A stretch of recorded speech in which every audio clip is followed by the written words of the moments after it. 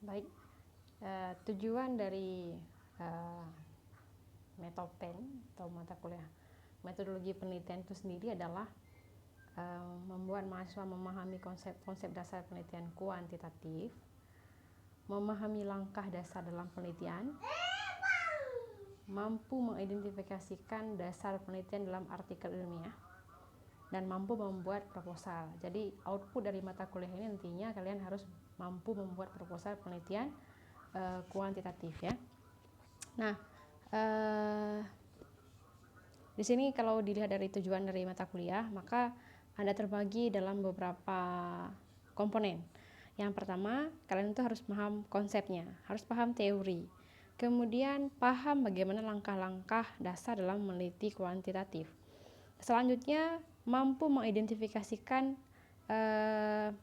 dasar penelitian kuantitatif dalam publikasi ilmiah ya. Jadi nanti berarti akan ada tugas review jurnal, akan ada tugas presentasi hasil review jurnal dan lain-lain. Kemudian outputnya adalah mampu membuat proposal. Jadi nanti finalnya biasanya dengan saya itu kalian hasilnya itu adalah final menyerahkan proposal penelitian kuantitatif. Tapi saya juga merencanakan kita akan memiliki satu mini research semester ini. Jadi mini research ini hanya sebagai tambahan dalam ada baterai. Oke. Kemudian outputnya adalah proposal ya. Tadi saya sudah menjelaskan. Kita lanjut dulu. Nah, apa materi-materi yang lain yang akan kalian dapat dalam semester ini? Yang pertama, pastinya pengertian ya, karena kan teori. Pengertian semuanya lah dalam definisi dan komponen-komponen semuanya. Kemudian bagaimana metodologi penelitian ini menjadi sarana dalam menggali ilmu pengetahuan. Jadi paradigma ilmu pengetahuan itu seperti apa. Kemudian apa prinsip dalam penelitian. Jadi selain isinya juga bagaimana kemudian kalian tuh harus paham tentang prinsip-prinsipnya ya.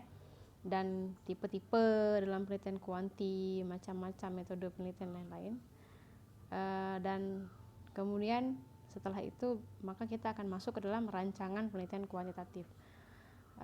Bagaimana isinya ya, itu lebih praktis. Kemudian pengumpulan, pengolahan dan penyajian data. Ragam penelitian kita tadi sudah, misalnya silakan dibaca saja. Nah, berarti sebelum UTS dipastikan kalian sudah mendapatkan semua materi secara teori ya. UTS-nya nanti akan kita rancang kembali apakah bentuknya itu apa istilahnya tes tertulis atau praktis yang lain ya. Tapi biasanya kalau dengan saya itu tes tertulis. Setelah UTS masuk ke dalam bagaimana penyusunan penelitian kuantitatif. Jadi masuk ke dalam penyusunan bab 1, 2, 3 dan bab 5. Nah, karena saya akan menyisipkan nanti ada mengenai pengambilan data ataupun research, mini research lah istilahnya.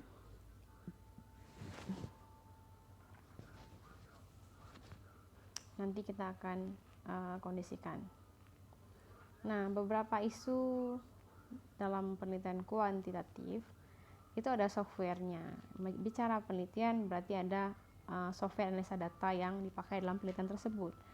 Nah, ini beberapa software. Mungkin selama ini kalian pernah mendengar istilah SPSS saja ya. Dan ternyata banyak aplikasi-aplikasi lain yang juga sering dipakai dalam penelitian. Itu ada SEM analisis, tapi SEM ini biasa digunakan untuk analisa data yang lebih lengkap dan tinggi. Ada AMOS, Mendeley, kemudian Lime Survey. Tapi kalau sekarang kan untuk survei itu bisa simple saja menggunakan Google Form, bukan Google Doc tapi Google Form. Kalau software kualitatif nanti banyak juga, ada NVivo, MindMapple, MaxQDA, DDoS dan lain-lainnya.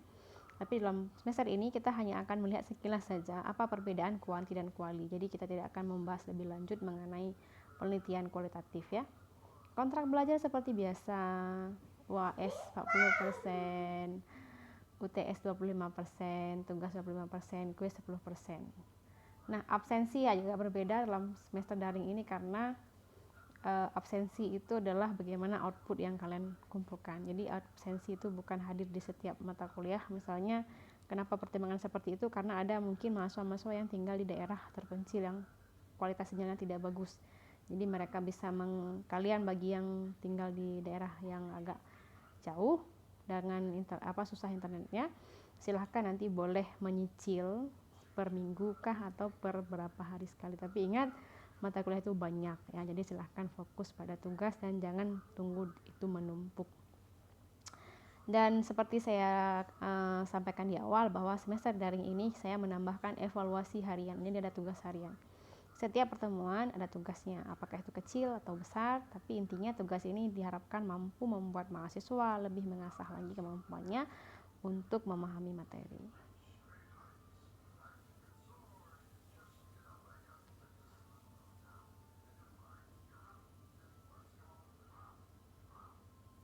Bang, bang, bang, bang, bang.